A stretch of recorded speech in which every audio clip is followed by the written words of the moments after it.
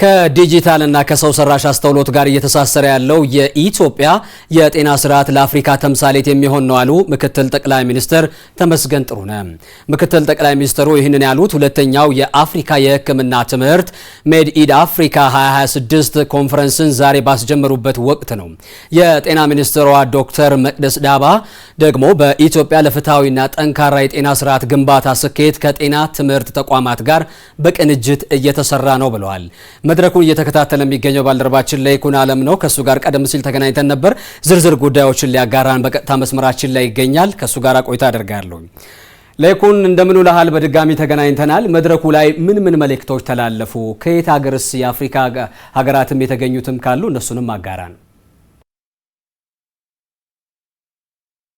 ግናለው በረከት ከ46 የአፍሪካ ሀገራት የመጡ ከ750 በላይ ተሳታፊዎች ናቸው። በዚህ በአዲስ አበባው የ3 ቀናት የአፍሪካ የጤና የትምህርት ጉባኤ እየተካፈሉ የሚገኙት። በዋናነት ይህ የጤና ትምህርት ጉባኤ ባለፈው አመት በኪጋሊ ተካሂዶ ነበር፣ በሩዋንዳ የመጀመሪያው። ያኔም የመመስረቻ ጉባኤ በሚል ተካሂዶ ሰፋፊ የሆነ አህጉራዊ ማዕቀፎች የተካተቱበት ሆኖ ነበር። ዛሬ አዲስ አበባ ይህንን ጉባኤ ነው ለሁለተኛ ጊዜ እያስተናገደች የምትገኘው። የኢፌድሪ ምክትል ጠቅላይ ሚኒስትር አቶ ተመስገን ጥሩነህ በጉባኤው መክፈቻ ላይ ባስተላለፉት መልእክት የአፍሪካን ፈተናዎችና የኢትዮጵያንም ቁርጠኝነትና የመፍትሄ አቅጣጫዎችን በኢትዮጵያ በኩል ያሉ የመፍትሄ አቅጣጫዎች እንዴት ወደ አፍሪካ ተሻጋሪ እንደሆኑ ማሳያዎችን ጠቅሰዋል። ለአብነት የጠቀሷቸው አህጉራችን በሰፋፊ ፈተናዎች የተወጠረች ነው። በአሁኑ ሰዓት ከወረርሽኞች ጋር በተያያዘ በምግብ ስርዓት ጋር ጉድለት ጋር የተያዙ በሽታዎች ከዚህም አልፎ የስነ ህዝብ ጥበቃችን ደግሞ ጉድለት ያለበትና በእቅድ የማይመራ ከመሆኑ ጋር ተያይዞና ሌሎችም ፈተናዎች አህጉራዊ ፈተናዎቻችን ናቸው። እነዚህን ግን ዝም ብሎ በመቀመጥ እየፈተናቸው አይደለም። ስለዚህ በአህጉር አቀፍ ደረጃ እነዚህ መፍትሄ ለመስጠት እየተሰራ ነው። በዚህ ውስጥ የኢትዮጵያ ሚና ምንድን ነው?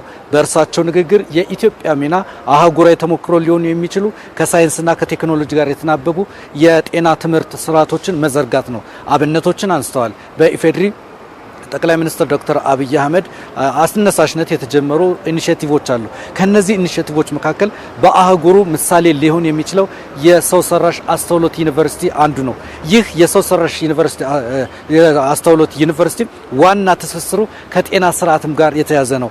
የበሽታዎችን የመመርመር አቅም ከመድኃኒቶች ጋር ያለውን የስነ ህዝብ ጤናና አጠቃላይ የሆኑ ከዲጂታል ጋር የተያዙ ስራዎችን ለመስራትም ይህ ዩኒቨርሲቲ አንድ አቅም ነው። ስለዚህ የዛሬው ዋናው ዓላማው የሆነው የአፍሪካን የጤና ትምህርት ጉባኤ ነውና በኢትዮጵያ በኩልም ይህንን ለማሻሻል የተሰሩ ስራዎችን እንዲሁ አንስተዋል። ስለዚህ ከዲጂታልና ከአጠቃላይ ከአርቲፊሻል ኢንተለጀንስ ዩኒቨርሲቲ ባለፈ ደግሞ በጤና ፋይናንሲንግም የተሰሩ ስራዎችን እና አጠቃላይ ደግሞ የጤና ስርዓቱ ፍትሃዊ እንዲሆን ተደራሽነቱ እንዲሰፋ ለማድረግ የተሰሩ ስራዎች እንዲሁ በኢፌድሪ ምክትል ጠቅላይ ሚኒስትር አቶ ተመስገን ጥሩነህ ተጠቅሷል። በዚህ ውስጥ የአፍሪካም ሆነ የኢትዮጵያ ሚና በጉልህ ሊታይ የሚችለው በቀጣይ የሚማሩ ተማሪዎችን ተቋማትን በማጠናከርና የነዚህን ደግሞ ትስስር የትምህርት ተቋማትን ከህዝቡ ጋር ህዝቡን ደግሞ ከጤና ስርዓቱ ጋር አጠቃላይ የሆነ የማስተሳሰሩ ስራ ውጤታማ ሲሆን ነው በትርጉም ባለው መልኩ የጤና ስርዓቱን ማሻገር የሚቻለው የሚለውን አንስተዋል። የኢፌድሪ የጤና ሚኒስትር ዶክተር መቅደስ ዳባም እንዲሁ ንግግር አድርገዋል። በእርሳቸው አሃዛዊ መረጃዎች መሰረት በአሁኑ ሰዓት በየአመቱ 21,000 የጤና ባለሙያዎች በኢትዮጵያ ይመረቃሉ።